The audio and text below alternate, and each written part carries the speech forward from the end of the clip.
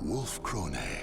Wedged between the Kingdom of France and the Holy Roman Empire, this small European kingdom on the west bank of the Rhine traces its roots to its guardian beast, the wolf.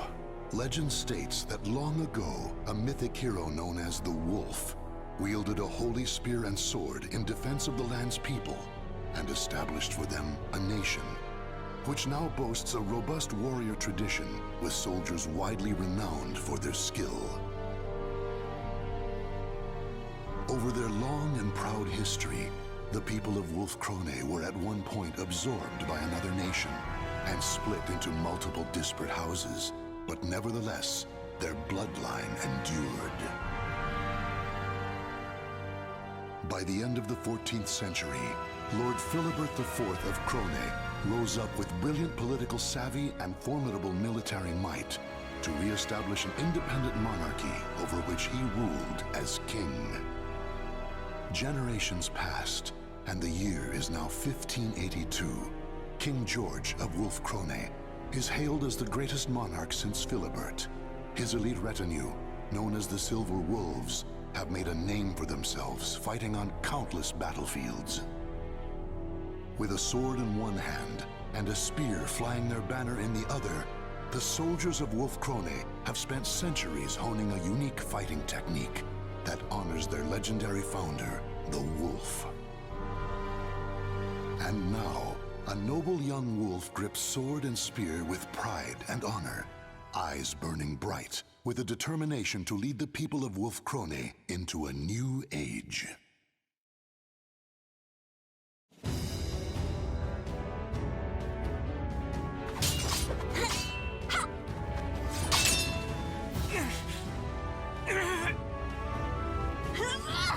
Taste my spear! That's enough.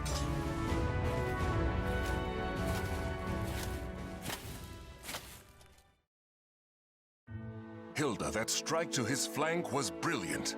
Wilhelm's defense is impeccable, and yet you triumphed. You've reason to be proud. Your skill and dexterity rival that of the Silver Wolves themselves. Any talent I have is only because you spared the time to instruct me, Father. And today's victory is due in part to Wilhelm purposely holding back. Isn't that right, Wilhelm? Not in the least, lady. The battle was fair, your strength true. Wonderful! Then this victory is mine to claim! Nevertheless, from your words and your expression, Father, there is still more I can improve. You praised my skill and dexterity. I take it you find my strength still lacking. A proposition, if I may. On the day that my physical strength, too, is worthy of a silver wolf, will you permit me to wield your royal spear and sword? Even if but for a moment. I have long thought... Now, it is far too late to hide. Wouldn't you agree, Garabrand?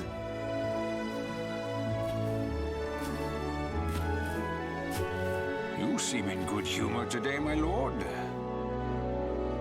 Princess, Glenzenden Nova and Frischer Himmel are the weapons of the throne itself. You will bear them on the day you ascend the throne, regardless of your own wishes.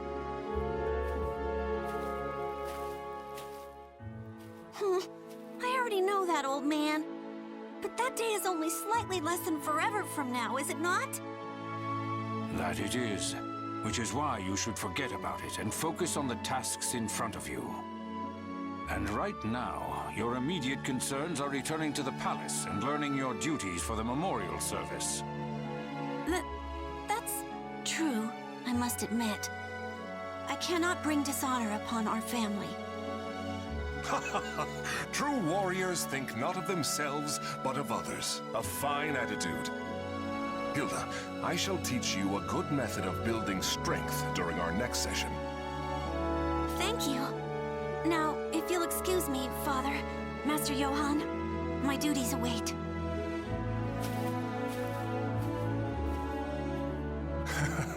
Who in the world does that girl take after? My apologies, Johann. I mean, Sir Durer. Johann is fine, my lord. Just like old times.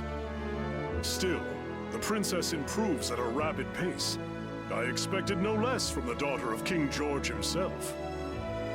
I confess, I do not know any other way to interact with her. Training her is my attempt to bond. Moreover, a great part of her skill is due to your superb instruction, Johann. Now then, Wilhelm, how long do you plan on napping in front of your teacher?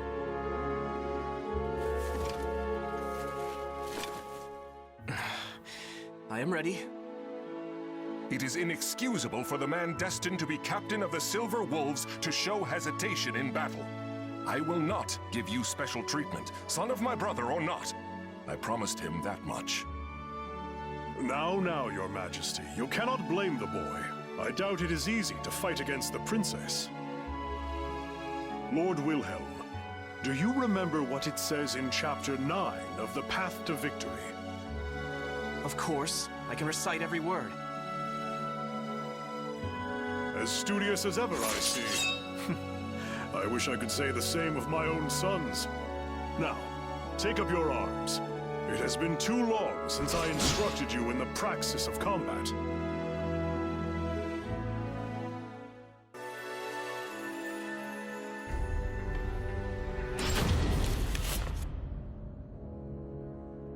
I understand the situation. I swear by my honor, Wolf Krone will aid you in your time of need.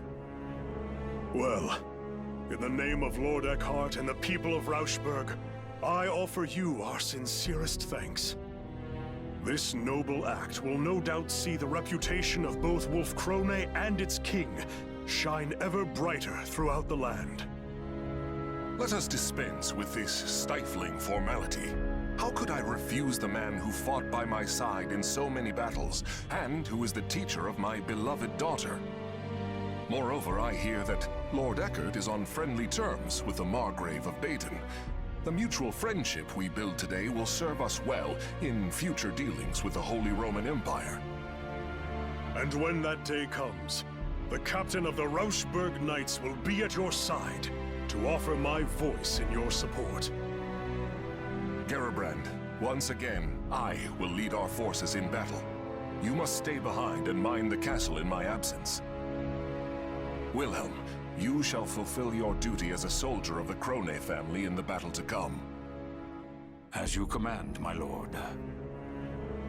As you command.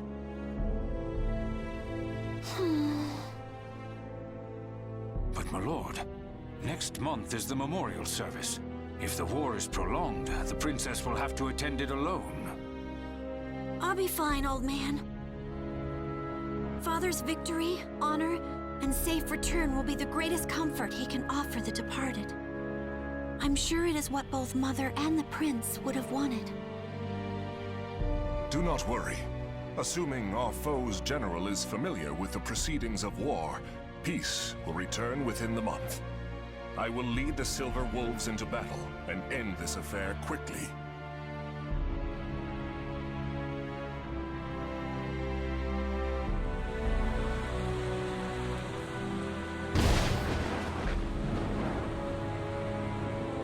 It's been a month since Father and Wilhelm left for Rauschburg. And yet all I can do is sit here and pray for their safety.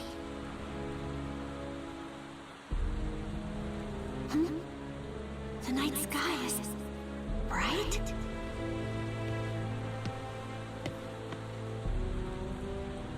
A pillar of light.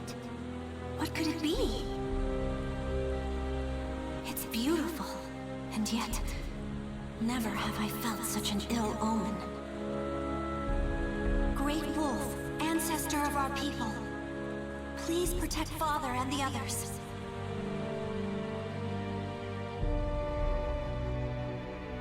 The pillar of light Hildegard von Krone witnessed that night pierced the heavens. It would later become known as the Evil Seed, an event that altered the destiny of the Wolf Krone kingdom forever. Malevolent beams of light rained down across the world, spreading misfortune and despair. One even found its way to the border of Wolf Krone. The light landed on the very spot that King George and his army were passing through on their way home from war.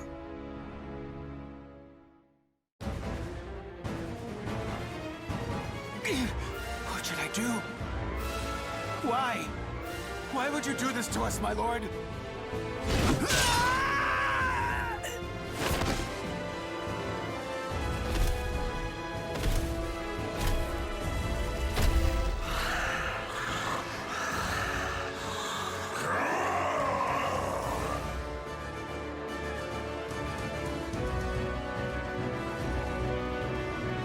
Impossible! Even the Silver Wolves cannot stand against him! No. It's that the Silver Wolves refuse to turn their blades upon him. What loyal member of the King's retinue would dare try to slay him with their own hand?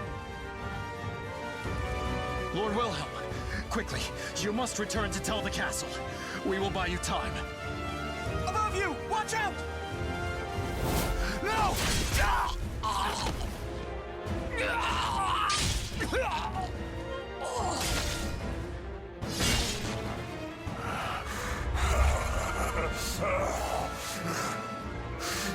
Frail. Why are men so... Fred?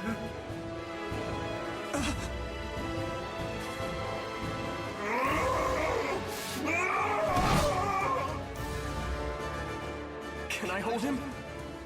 I'm dead.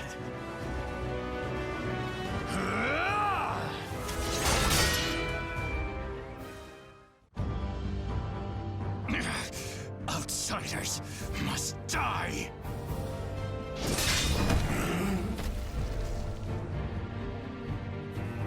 Grow, keep your head. Don't kill him. Who are you people? Are you all right? My name's Curtis. I'm a friend. And that grumpy fellow over there is...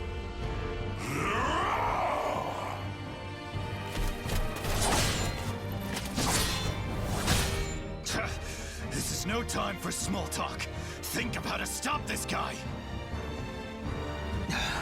First he leaps in to save someone without a thought, then makes me clean up his mess. Well, if Grow can't stop him... You, look me in the eye. You're surprisingly calm considering the circumstances. This blade is coated in an unguent that will put malfested, berserkers to sleep. We'll keep him distracted, you stab him with it. Got it? Me? Stab the king? Curtis! Sorry I took so long. I've got your back.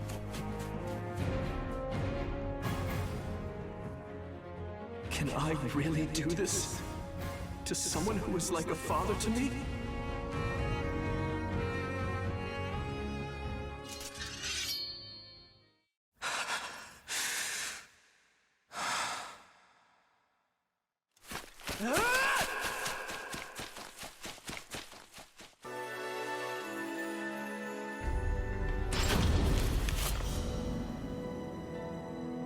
That about sums it up. Any questions? So these malfested are inhuman creatures transformed by the malevolent energies of the cursed sword Soul Edge? Yes, and the Aval organization has opposed them since time immemorial, often with the help of steadfast allies.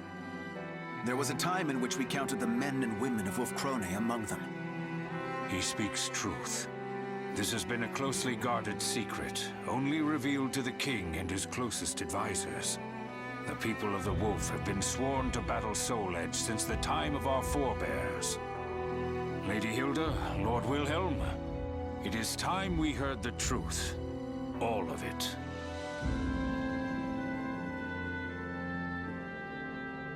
As you know, since the evil seed, people have transformed into malfested and run rampant across the land. But this is merely the beginning.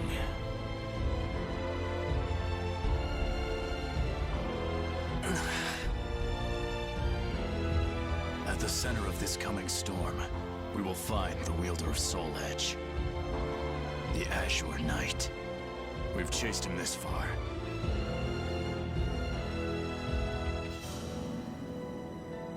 Those cut by the Azure Knight's cursed blade will die if they are lucky, and turn into a Malfested if they are not. If he is not dealt with, the calamity he brings will engulf the world. So you're saying my father was wounded by this blade, and is now one of these Malfested? The Azure Knight is mighty indeed, but a man like King George could withstand his power. Likely the king suffered the touch of the evil seed itself. We have used medicines known to the Aval organization to put him to sleep for now, but eventually... Speak plainly, Curtis. Your king has become an outsider. There is no known way to return him to what he was. We have only two choices. Kill him, or put him into an eternal slumber. Grow! I apologize for my comrade's discourtesy. The truth is, under normal circumstances, we cannot allow the existence of even one Malfested. However, King George is a monarch, and he has been a vital ally to our organization. As such, it is our leader's wish that the matter of what to do with him be left to the next ruler of Wolf-Krone. When I saw the king, he was glorying in the slaughter. A noble, just man we knew. It was not him. Wilhelm, that's enough. We have heard this already. Chaos has come to this land. Without King George to support us, well, we will have to watch and wait for now, delaying our decision until peace returns. If that is your wish, the Aval organization will do everything in its power to help. That's not good enough. Huh? This is a decision of great significance, and there is no right answer. Regardless, it can only be made by the surrogate of the king acting on their own convictions. That may be true. Still...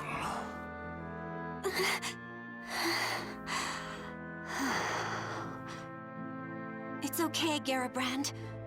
This is my duty as Princess of Wolf-Krone. Sir Curtis, Sir Grow, honored emissaries of the Aval organization. I speak to you as Regent of the King. He was a sagacious man who brought strength to our land and prosperity to our people. A kind man who taught me all I know of familial love. And so I stand here not just as the princess, but as his daughter, and ask you to spare the life of my father. The people will no doubt be uneasy with such a young ruler as myself ascending the throne. I ask for time. Time to prove I will be a queen of whom they can be proud. If that resolve of yours is genuine, then very well. But I would decide on a deadline now if I were you. And when that time comes, we will do what must be done. You have my sincerest thanks, Sir Grow. You and the Aval organization both. Listen well. I, Hildegard von Krone, hereby swear upon my honor and my name that we, the people of Wolf-Krone, will fight by your side against the threat of the Malfested.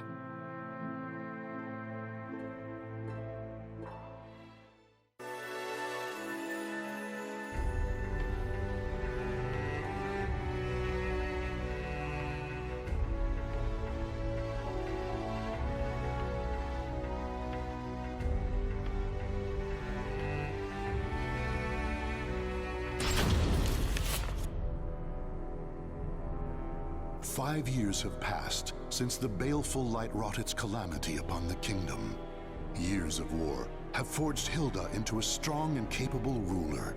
No longer a helpless princess, she has become a virtuous warrior and skilled general. The year is 1586, and the Azure Knight, evil lord of the Malfested, has been defeated by an unknown hero. Wolf-Krone savors a fleeting moment of peace, but even with their leader's fall, the Azure Knight's vile servants remain. The surviving Malfested are still a clear threat, slowly eating away at the kingdom's strength.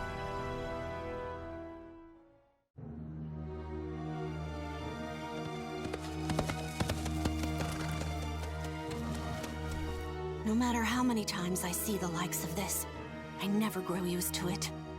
I will not allow myself to. Not ever. Though ignoble pillage may be a natural part of war, this mindless slaughter is beyond the pale.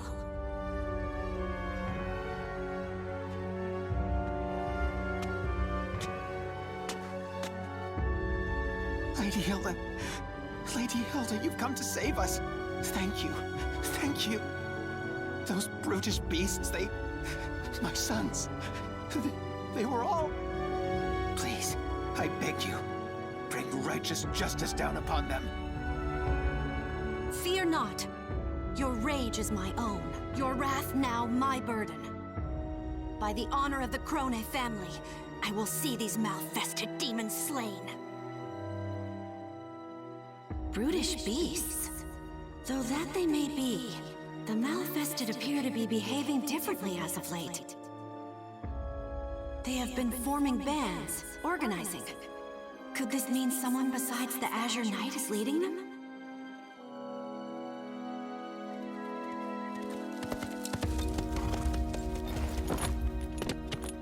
Your Highness, the troops are in position and await your signal. Excellent.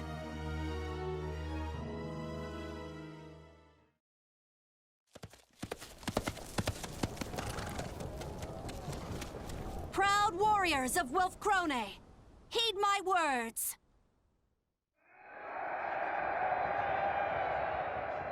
My retinue and I will lead the assault into the thick of the forest.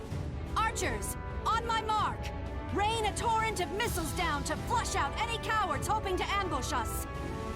Cavalry, to the wings! Circle the fiends and cut off any means of escape. Center battalion, sharpen your fangs and await my orders. All units, advance! No mercy and no quarter for our treacherous foes. I expect courage and valor from every one of you. There must be a malfested acting as this army calls, and I will cut it out!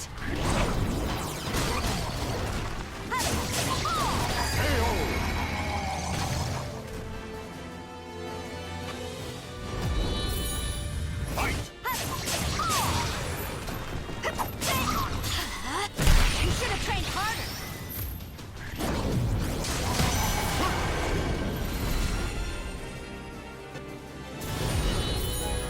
Are you their leader? I'm relieved to see you're not a bandit posing as a malfested. I smell no gunpowder.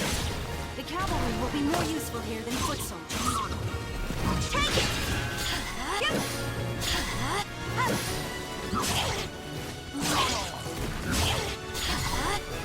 You should have trained harder. Witness my power! Behold my power!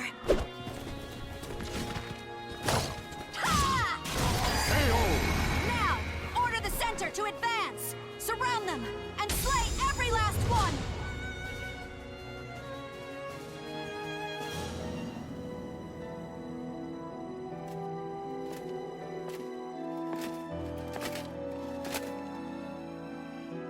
Lady Hildegard, I am delighted at your safe return. Garibrand, my gratitude as always for the warm welcome home. How fares the relief efforts for the region I spoke of in my last letter?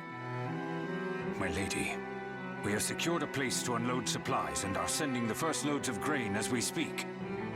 However, the endless battles have emptied our coffers.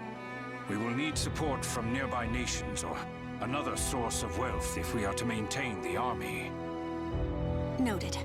But remember, it is not just malfested who would destroy us. Maintaining the strength of our army is essential. It provides income through mercenary work, and a threat to make potential invaders think twice. I am aware, but the rising costs of our military have been a problem for many years now. I would suppose the import of firearms is the primary burden on our treasury. That and the Silver Wolves, supposedly our country's most elite force, have been unimpressive of late. Am I sensing dissatisfaction with our performance? Lord Wilhelm, I'm glad you heard. As their commander, do you have any words to speak in the Silver Wolves' defense? Not a whisper. Though, if I were to speak my mind, I would suggest to stop starting wars over one little village or two. Wilhelm, watch your tongue. What have you done besides shirk your duty? You think the royal family's duty is to stand on the front line and risk death? I would prefer that we do not rile our neighbors, nor give them cause to attack. You dare insult Lady Hilda? If you and the Silver Wolves would fulfill your duties, she would not have to risk herself so. My company is under the direct command of the king, not his regent. Perhaps if Lady Hildegard here could wield the sword and spear that symbolizes our nation's power, I would obey her orders. Excuses. To think the man who claims to be our kingdom's greatest spearman is a coward. Stand down, Gerhilda.